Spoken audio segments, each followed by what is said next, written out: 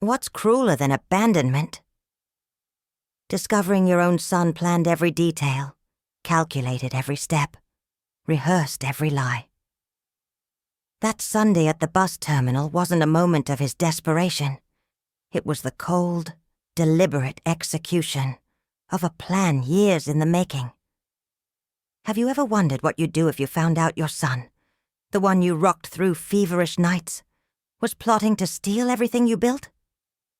Me, Patricia Miller, 79. 3 herniated discs, a bum-left knee. I never thought my salvation would come in a tiny silver gadget the size of a matchbox. What's that for, Pat? The other residents would ask when they saw me with my recorder. I'd smile, adjust my thick-rimmed glasses, and say it was for jotting down recipes from TV. The same excuse I gave Kevin when he frowned at it on my nightstand. Mom, just use your cell phone like everyone else. But you see, it's not that an old woman can't handle technology. It's that some technologies are more discreet than others. And discretion is what kept me alive in this game. That May morning, when Kevin pulled up in his black SUV at the bus terminal, I already knew I wouldn't be going home.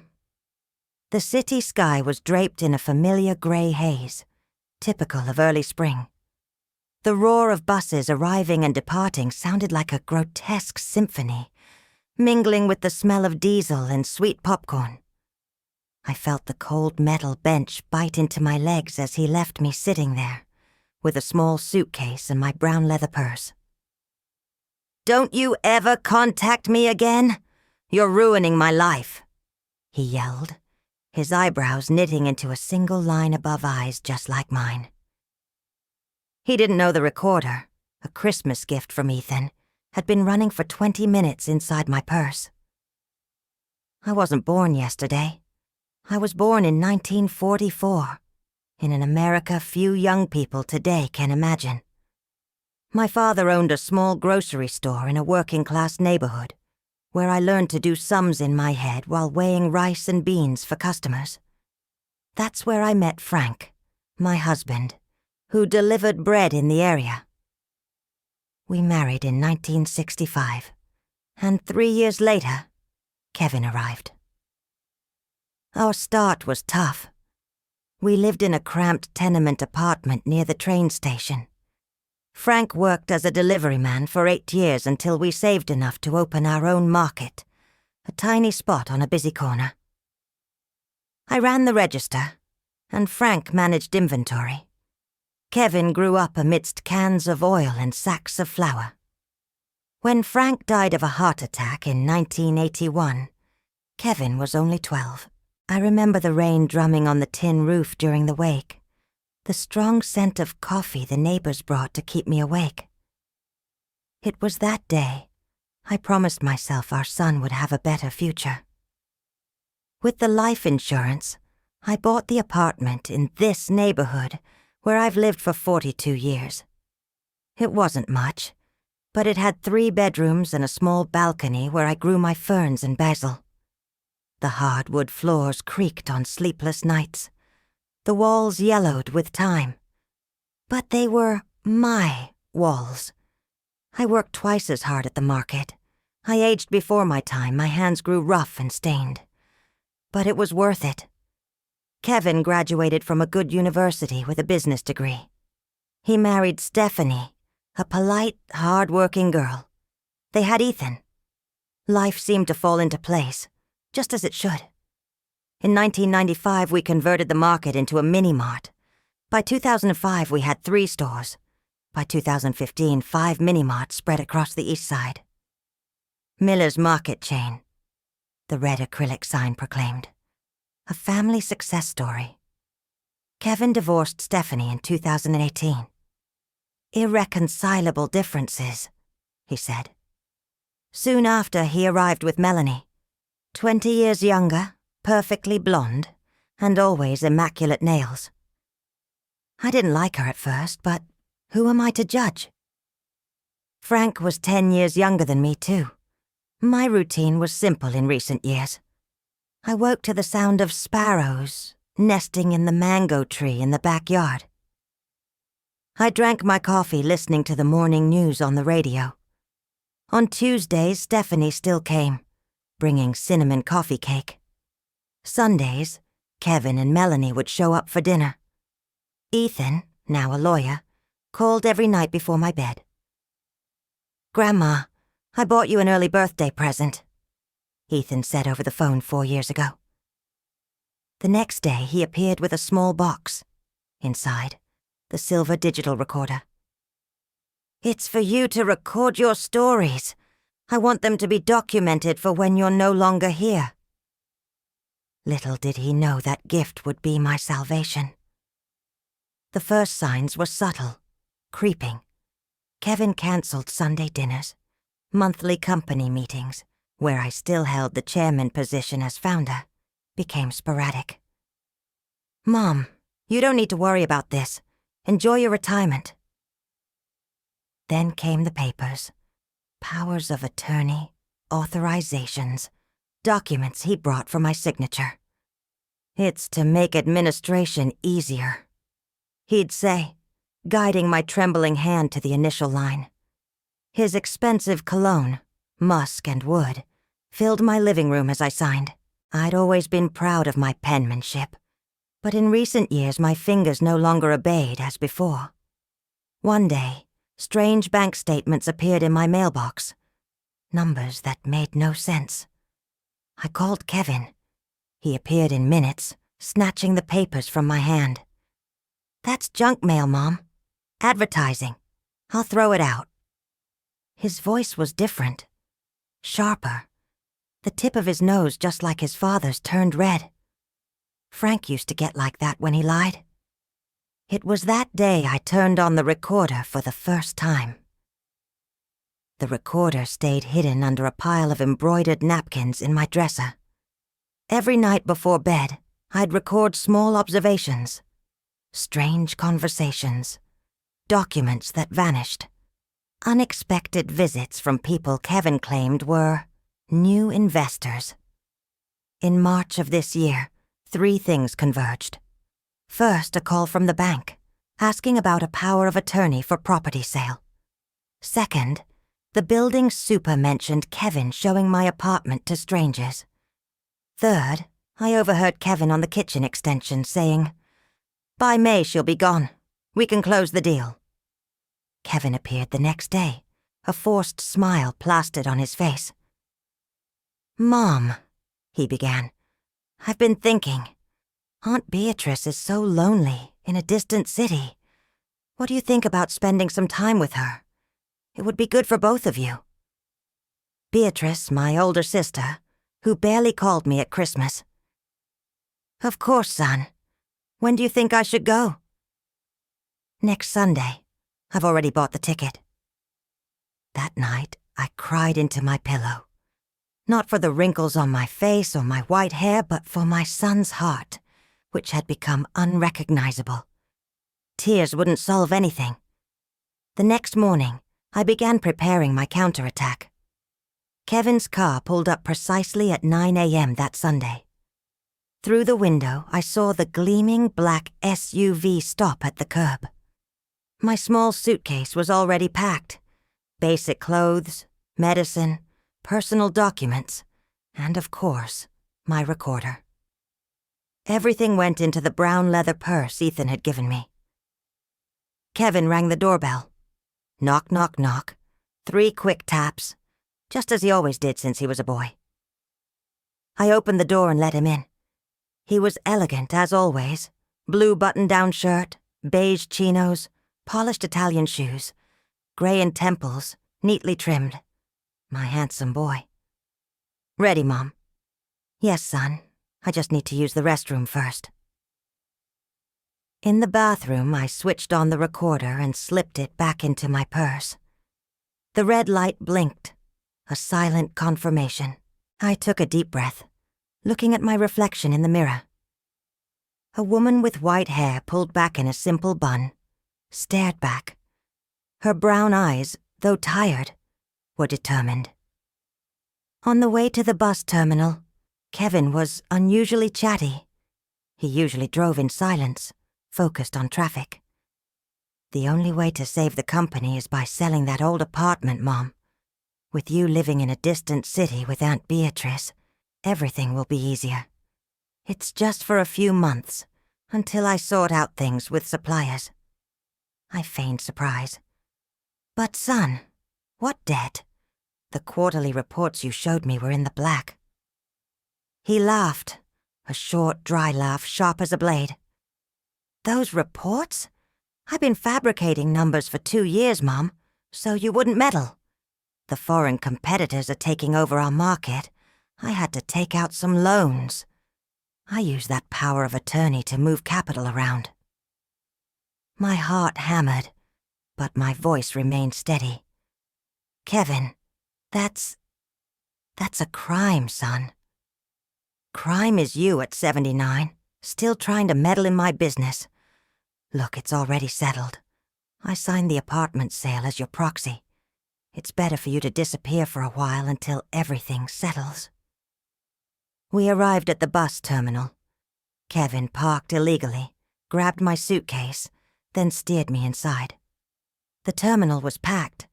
Families saying goodbye, students with huge backpacks, street vendors offering water and snacks. The smell of diesel, mixed with stale, cheap coffee, made my stomach churn. Kevin sat me on a metal bench near Platform 7. He placed my suitcase beside me. Your bus leaves in 40. I've already told Aunt Beatrice. She'll pick you up at the bus station in a distant city. Son, are you sure that... Don't you ever contact me again? You're ruining my life. He snapped, cutting me short. His eyes, so like mine, were cold. It's better this way. For all of us. He turned, walked away without a backward glance. The SUV peeled out, tires screaming. I didn't cry. Not a single tear. I opened my purse, my fingers finding the small recorder. The red light still blinked. I stopped the recording, rewound, and listened. His voice, crystal clear, confessed everything.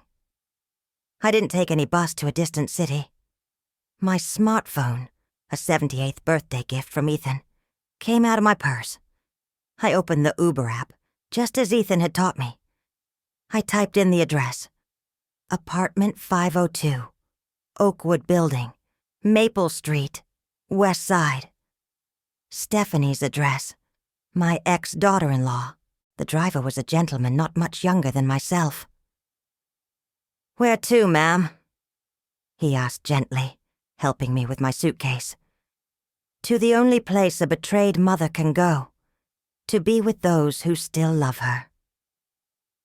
Stephanie's building was more modest than Kevin's, but well-maintained. Plants in the entrance hall.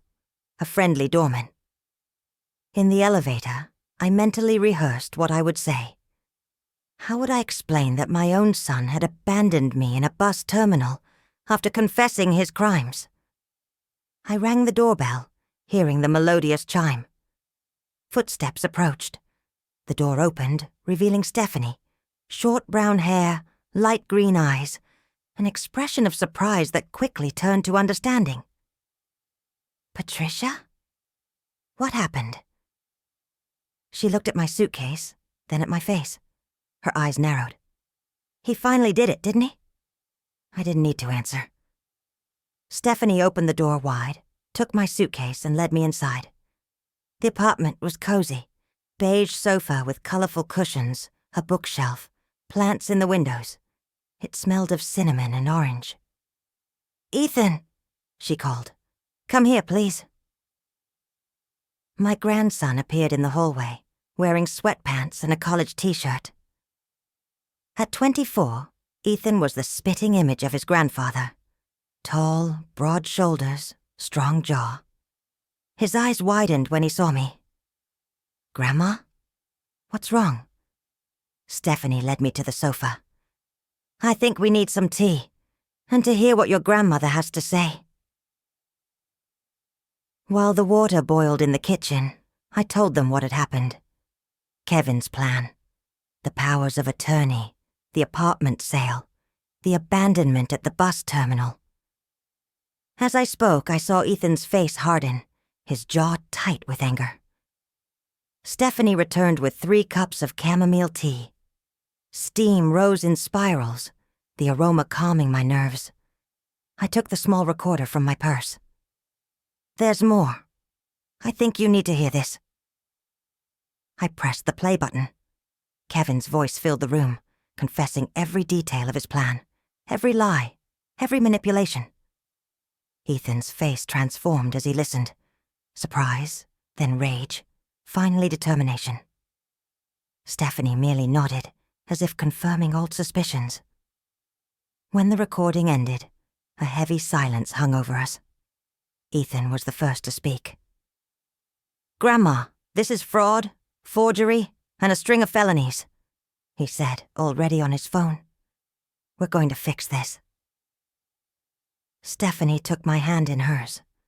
Her hands were soft, with long pianist's fingers. "Patricia, you can stay here as long as you need. The guest room is always ready." That night, lying in a strange bed, I heard the unfamiliar sounds of Stephanie's apartment, starkly different from my own. The tick-tock of a wall clock, the distant hum of traffic, the wind whistling through the window cracks. I thought of my apartment in the neighborhood, the 4 decades of memories it held, the Christmas dinners around the mahogany table, the Sunday afternoons watching television with Frank, Ethan's childhood laughter running through the hallways. I also thought of Kevin, the boy he once was, holding my hand to cross the street, the teenager who cried in my arms when his first love rejected him, the man who, with me, built a thriving business from scratch. Where did I go wrong? When did my son decide I was disposable? I didn't sleep that night, but when the sun rose, painting the city sky with shades of orange and pink, one thing I knew for sure. The silence I'd cultivated for years as a wife and mother would no longer serve me. It was time to make my voice heard. The plan began to take shape the next morning at Stephanie's breakfast table. Ethan had spent the night researching, consulting college colleagues, checking legal precedents. Stephanie, who worked as an administrative manager at a hospital, took 2 days off to help us. "First, we need to talk to Arthur Reynolds," Ethan said, biting into a piece of toast with jelly. "He's been the company's accountant forever, right, Grandma?" I nodded. Arthur, a thin man with thick glasses, had worked with us since the 90s. Frank hired him when the first store started to grow. "If anyone knows what really happened with the finances, it's him," I continued. "But Kevin might have bought him off." Stephanie shook her head. "I doubt it. I know Arthur. He has principles. He might have been pressured, threatened, but not corrupted." I decided to call him personally. On speaker, we dialed his number. After 3 rings, his familiar voice answered. "Arthur Reynolds." "Arthur, it's Patricia Miller." A beat of silence, then almost a whisper. "Mrs. Miller, I thought you were traveling." "We need to talk, Arthur. It's urgent. About the company documents." More silence stretched. I could hear his heavy breathing. "I can't talk on the phone. The office is monitored now." Ethan cut in. "Mr. Reynolds, this is Ethan, Mrs. Miller's grandson. Can we meet somewhere neutral?" "The Old Corner Diner downtown. In an hour," Arthur replied quickly. "Come through the back." He hung up. The Old Corner Diner was an old establishment, with worn marble tables and iron chairs. We arrived through the back, as instructed. Arthur was already there, at a secluded table, nervously stirring black coffee. He seemed to have aged 10 years since I last saw him. Deep dark circles under his eyes, thinning hair, shoulders stooped under a faded grey suit. Upon seeing me, he stood up abruptly, almost knocking over his cup. "Mrs. Miller, thank God." We sat down. Ethan ordered 3 espressos. Once the waiter left, I placed the recorder on the table. "Arthur, I need you to hear something." I played Kevin's confession. Arthur's eyes widened, magnified behind his thick lenses. When the recording ended, he took off his glasses and rubbed his tired eyes. "Mrs. Miller, I tried to warn you. I sent you those coded statements last year. Those papers Kevin said were junk mail, and threw out before I could examine them. What's really going on with the company, Arthur?" I asked, leaning forward. He took a deep breath. "The company is healthy, profitable. The problem is that Kevin has been embezzling money for 2 years. First small amounts, then larger sums. He created shell companies as suppliers. He took out unnecessary loans. I estimate he siphoned off almost $2 million. Ethan whistled softly. "And the fake reports?" "He forced me," Arthur said, his voice trembling. "He threatened my family. My daughter Emily just started medical school. I couldn't risk it." "But you kept true records," I deduced. Arthur nodded. "Always, on an external hard drive, kept in my personal safe. And I sent digital copies to a secondary email, in case something happened to me." "I need those records, Arthur," I said, holding his trembling hand across the table. "To save the company Frank and I built. To save my husband's legacy." His eyes filled with tears. "I'll get them today. But Mrs. Miller, he won't give up control easily." Ethan smiled for the first time that day, a smile that reminded me of Frank when he was about to close a good deal. "He doesn't have to give it up. We're going to take it back." At that moment, as the coffee cooled in front of us and the city noise seeped through the diner windows, I felt something I hadn't experienced in a long time. The adrenaline of a battle worth fighting. But what lay ahead would be even harder. Kevin had power, money, and influence. I had only my determination, a cheap recorder, and the truth on my side. The question was, would it be enough? The city's hum reached us faintly at the old corner diner as we outlined our plan.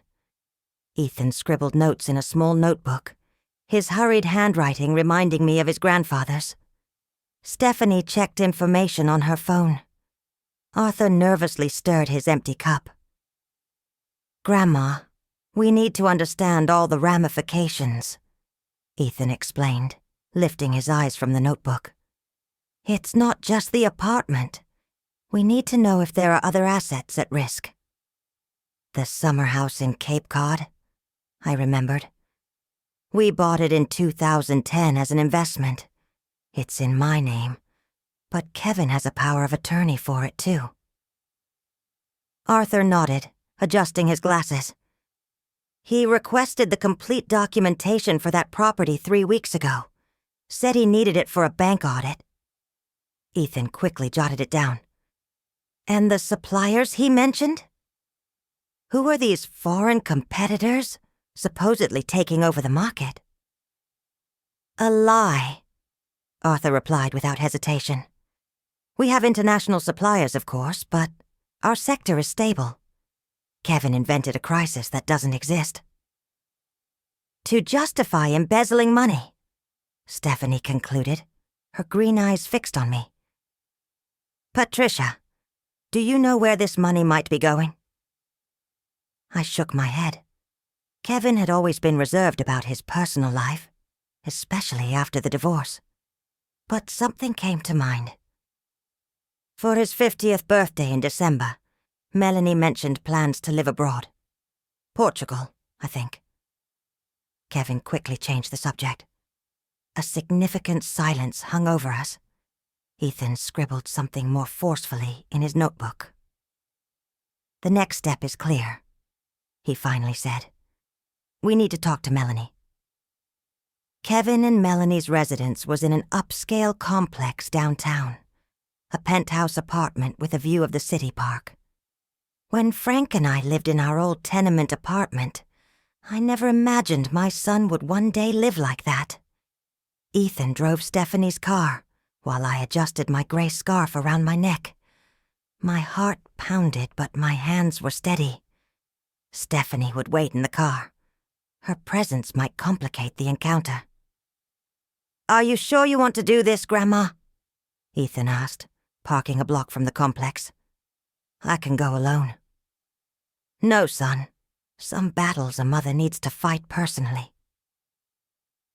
In the building's mirrored lobby, the doorman recognized us immediately. "Mrs. Miller, what a surprise. I thought you were traveling.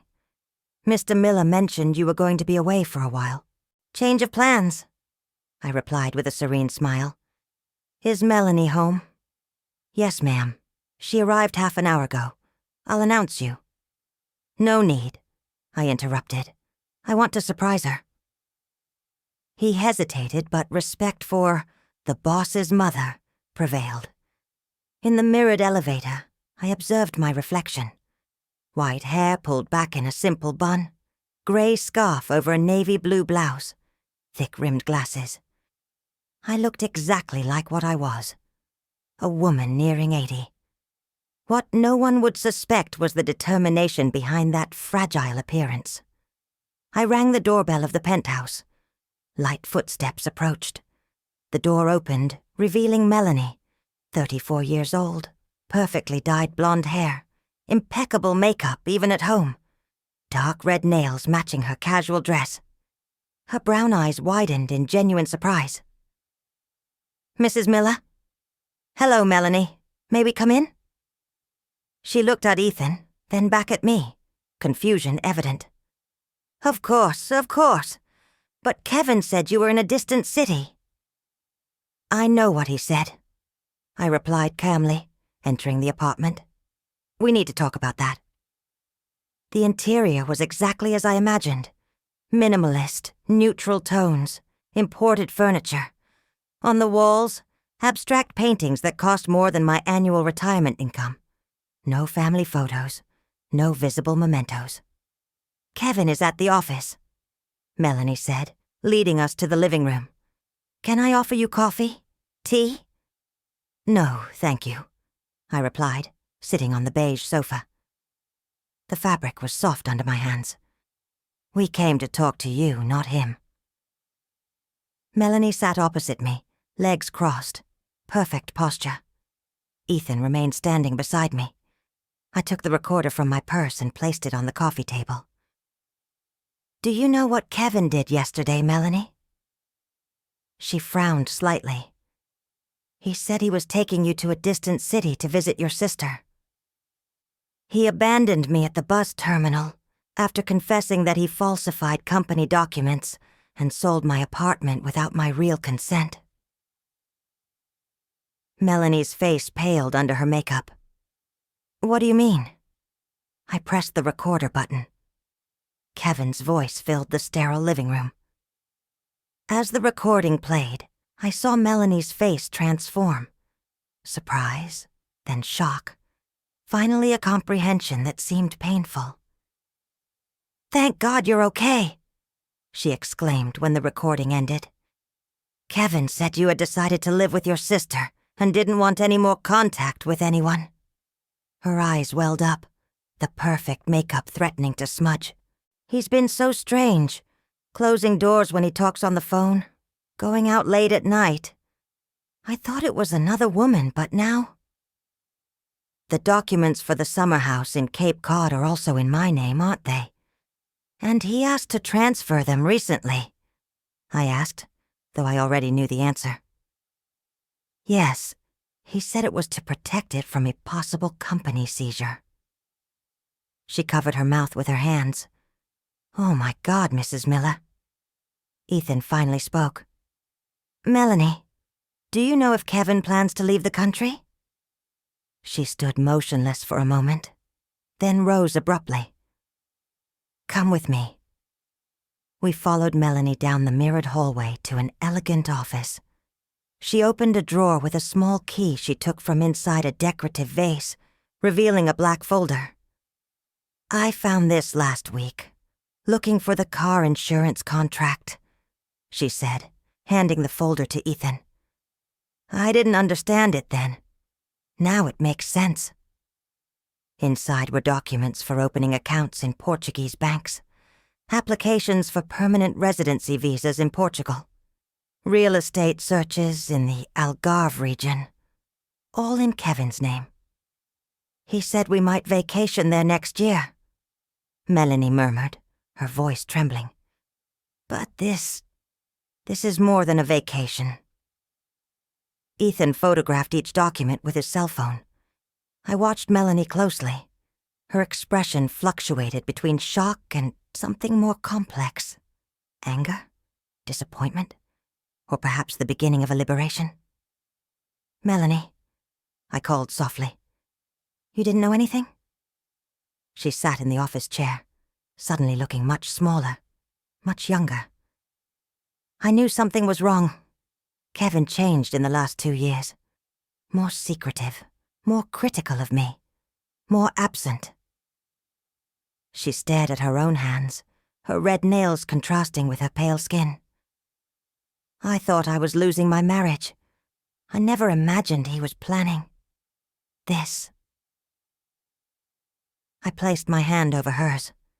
For the first time, I realized that Melanie might not be an adversary, but another victim in Kevin's game. What are you going to do? She asked, looking from me to Ethan. We're going to get back what's ours, I replied simply. The company, the apartment, our dignity. Melanie took a deep breath, straightened her shoulders. In her eyes, I saw something ignite. Determination, perhaps, or vengeance. I'll help, she said. I have access to his email, his bank passwords. He doesn't know I know. Ethan smiled for the first time since we entered the apartment. We'll need all of that. But Melanie, you need to understand, when we confront Kevin, your marriage will probably end. She looked out the office window, at the city skyline. The sky was beginning to take on the orange hues of late afternoon. What marriage? Melanie replied, a tear finally escaping and tracing a path through her perfect makeup. I don't think I ever really had one. The next 3 days were a blur of intense preparation. My small army grew. Ethan commanded the operation from Stephanie's apartment, which became our headquarters. Arthur brought the true financial records, 5 years of meticulous documentation that proved Kevin's every lie. Melanie sent information daily, passwords, contracts, recorded conversations. Stephanie liaised with suppliers, obtaining declarations that Kevin had diverted payments. Her work at the hospital had given her impressive administrative skills. I know how to deal with bureaucracy and inflated egos, she explained with a half smile. I work with doctors. While they worked, I observed, guided, and occasionally called old contacts. People who owed Frank and me favors. People Kevin underestimated or forgot. On the eve of the confrontation, we all gathered in Stephanie's living room. Documents organized in colorful folders covered the dining table. 3 laptops displayed spreadsheets and emails. In the center of everything, my small silver recorder, the catalyst of our silent revolution. It's all ready, Ethan announced, rubbing his tired eyes. Tomorrow at the monthly company meeting, we'll present everything. Arthur seemed nervous, constantly adjusting his tie. Kevin might deny everything. Try to discredit you, Mrs. Miller. Say you're confused due to your age. He'll try, I agreed. But we have too much evidence, and too many witnesses. Stephanie served tea for everyone. The chamomile aroma filled the room, contrasting with the tension in the air. What happens next, Patricia? If we succeed? When we succeed? The question hung in the air. What would happen next? I wasn't even sure myself. Regain control of the company, yes. Protect my apartment and other assets, certainly. But Kevin? My only son. My boy who had become a stranger. Justice, I finally replied. Not vengeance, just justice. Melanie, who had been silent, finally spoke. He won't make it easy. Kevin hates to lose. He's always been like that, ever since I met him. I know, I replied. I taught him to be competitive, to never give up.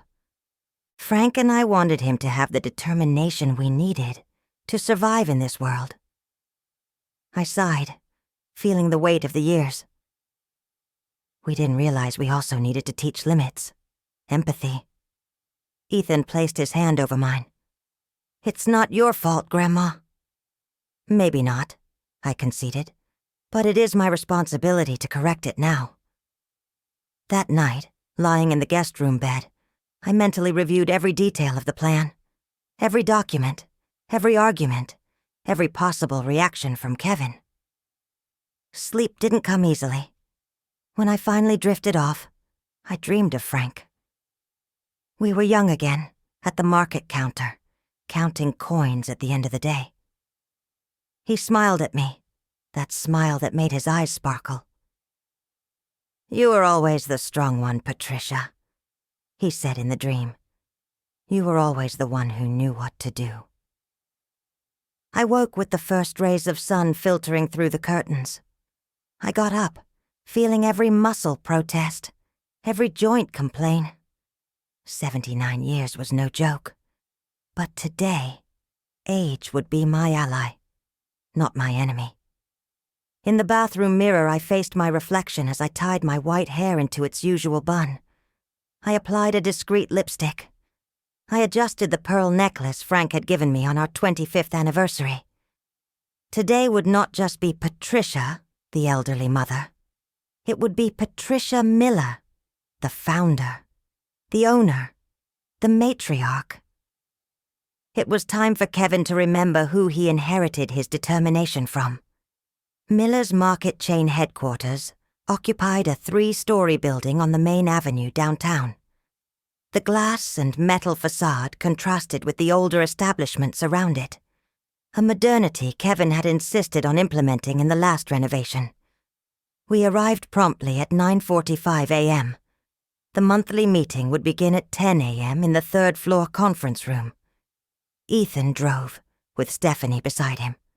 Arthur would meet us there. Melanie would arrive separately, to avoid suspicion.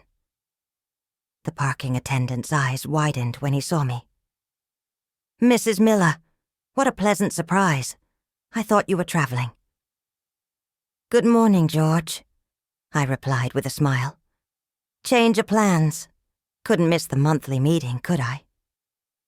In the elevator, I adjusted my navy blue skirt suit, the same one I wore for important occasions. Ethan seemed tense beside me, the organized documents in a leather folder under his arm. Stephanie squeezed my hand lightly, in silent support. Ready, Grandma? Ethan asked when the elevator stopped on the 3rd floor. Born ready, my son. The executive floor receptionist, a young woman I didn't recognize, probably hired after I stopped frequenting the company regularly, blinked in confusion at seeing me. Mrs. Miller? Mr. Miller didn't mention you'd be coming. I don't need an invitation to enter the company I built, dear, I replied softly. Has the meeting started yet? No, ma'am.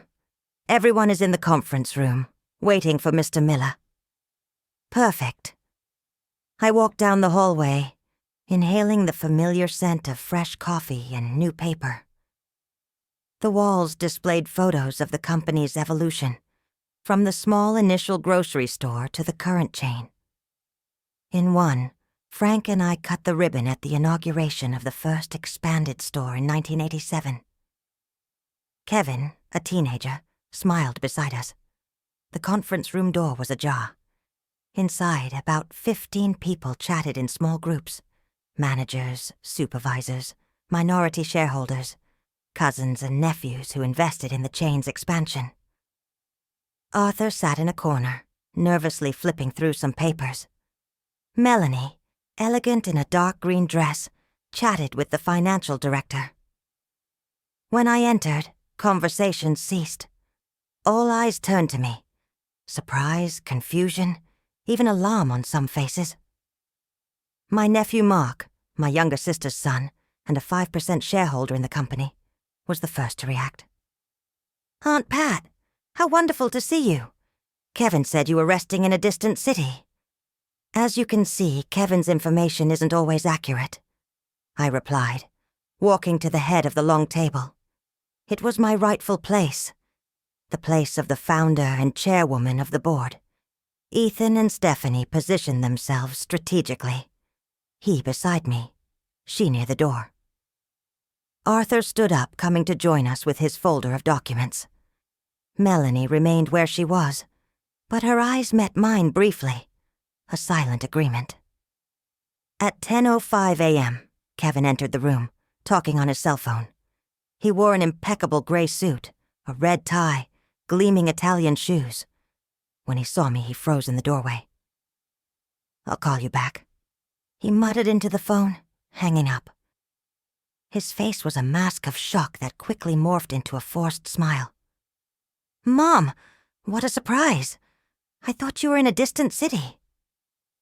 "Evidently," I replied calmly. "Please close the door, Kevin. We have much to discuss today." He hesitated, clearly assessing the situation. Ethan beside me, Arthur with documents, the tense atmosphere in the room. For a moment, I thought he'd flee. But Kevin was always too proud to show weakness publicly. He closed the door and walked to the table. Not to the head where I was, but to the middle of the side, as if trying to neutralize my position of authority. "Well, since we're all here, we can begin," he said, trying to take control. "I have good news about the expansion to the north side." "Before that," I interrupted, my voice calm but firm, "we need to discuss more urgent matters, Kevin." His eyes met mine. For the first time, I saw fear in them. "What exactly do you want to discuss, Mom?" I placed the recorder on the table. The small silver device looked insignificant among the folders and notebooks, but when I pressed the button, its impact was immediate. Kevin's voice filled the room. I saw his face whiten as he listened to his own words, his own confession. When the recording ended, the silence in the room was palpable. You could hear Kevin's accelerated breathing, the shocked murmurs of those present, the distant sound of traffic outside. Kevin recovered quickly, as he always did under pressure. This is out of context. My mother didn't understand what I was explaining. She has episodes of confusion, like many seniors." "How convenient," I commented, remaining calm. "But perhaps the company's real financial records can clarify any confusion." I gestured to Arthur, who stepped forward with his folder. "Arthur, please distribute copies of the true reports from the last 2 years, and the evidence of the diversions to personal accounts." Kevin took a step forward, his face contorted with rage. "Arthur, you don't have authorization to—" "I have, yes," the accountant interrupted, regaining his professional dignity. "As a certified accountant, I have a legal obligation to report fraud when I identify it. I failed to do so for too long, out of fear. No more." Ethan began distributing documents around the table. "Here are the transfers to personal accounts in Portugal. The falsified contracts with non-existent suppliers. The powers of attorney obtained under false pretenses. Kevin looked at Melanie, who remained impassive. You knew about this? Not until recently, she replied, voice controlled. And you? When were you planning to tell me about your move to Portugal? The executives and shareholders murmured, examining the documents with expressions of shock and indignation. My nephew Mark stood up, red with anger. Kevin, is this true? You diverted the money from our investments? From the family company? Kevin looked around, seeing himself cornered. His gaze returned to me, suddenly hard, accusing. Mom, you don't know what you're doing. You're destroying everything we built. No, Kevin. I am saving what your father and I built. What you nearly destroyed. He took a step towards me, fists clenched. Ethan moved protectively to my side, but it wasn't necessary. I faced my son directly, without fear. Don't you ever contact me again. You're ruining my life. I quoted his own words. That's what you said before you abandoned me at the bus terminal. Remember? I remember perfectly. Just as I remember every document you made me sign under false allegations. Every fraudulent report you presented. Every lie you told. Kevin collapsed then. Not physically, but something inside him gave way. I saw in his eyes, so like mine, the exact moment he realized he was defeated. What do you want? He asked, his voice almost inaudible. Justice, I replied simply. And for that, I need you to step down from management. Immediately. Mark interjected. I think we should call the police. This is a crime. I raised my hand, silencing him. The company is, above all, a family legacy. We will deal with this internally first. I looked at Kevin. You have two options, son. Voluntary resignation and a restitution agreement, or criminal prosecution. The choice is yours. Kevin looked around the room, at the accusing faces, at Melanie, who met his gaze without emotion, at Ethan, who watched him with a mixture of disappointment and determination. Finally at me, his mother, whom he had tried to discard. You win, he said finally. I'll resign. I felt no pleasure in his defeat. I didn't feel the satisfaction I imagined I would. Instead, a deep sadness washed over me. For what could have been. For the son I thought I had raised. The meeting is adjourned for today, I announced.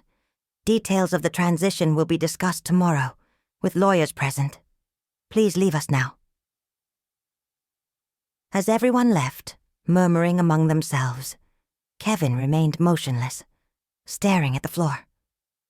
Melanie was the last to leave, closing the door softly behind her. Only I, Kevin, and Ethan remained in the room. Why? I asked finally. The question that had tormented me for days. Why do this, son?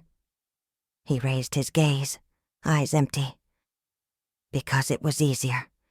Because you always made everything easy for me. Because there were never consequences.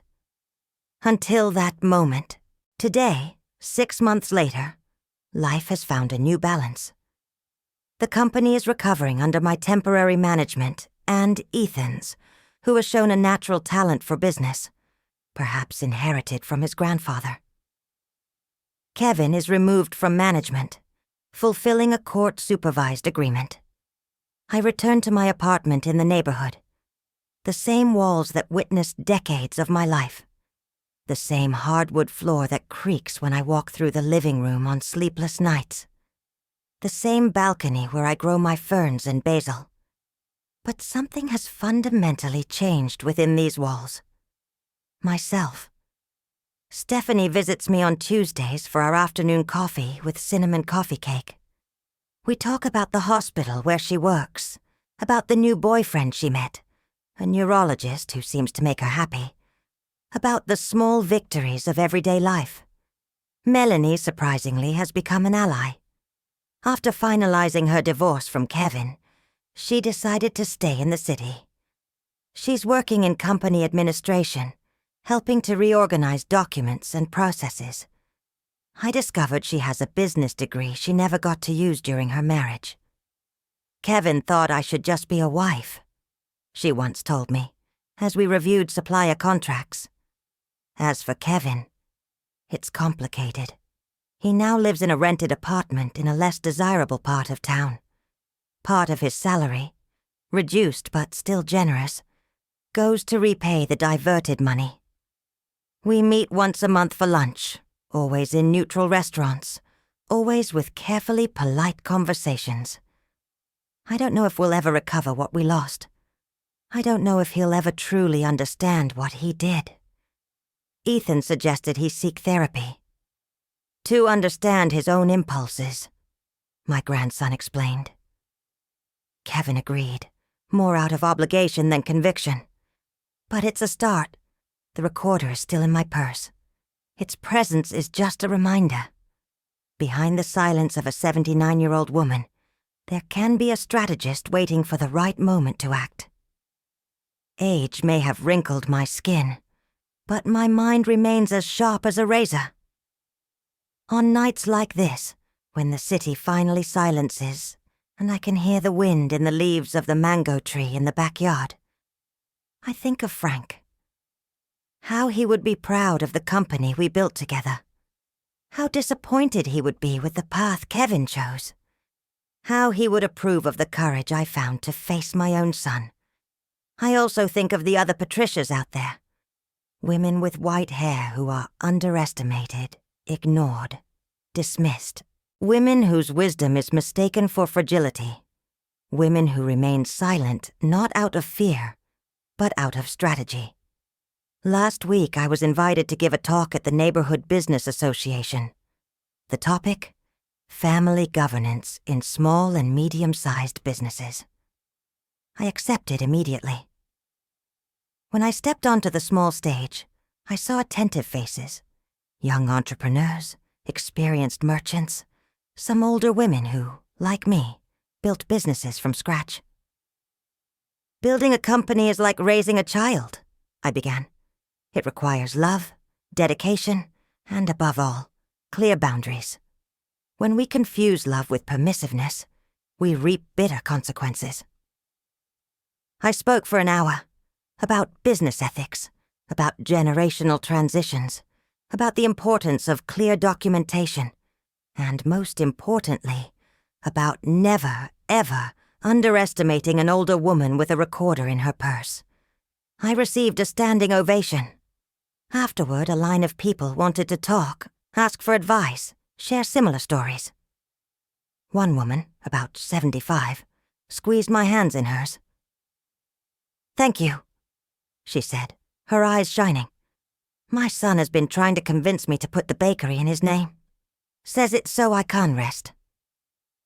After hearing your story, I think I'll make a copy of the keys to the safe where I keep the documents." I smiled at her. Do that, and maybe buy a recorder too. The next night, Ethan and Stephanie came for dinner. I made lasagna, Frank's favorite recipe. As we ate at the kitchen table, Ethan mentioned the possibility of expanding into e-commerce.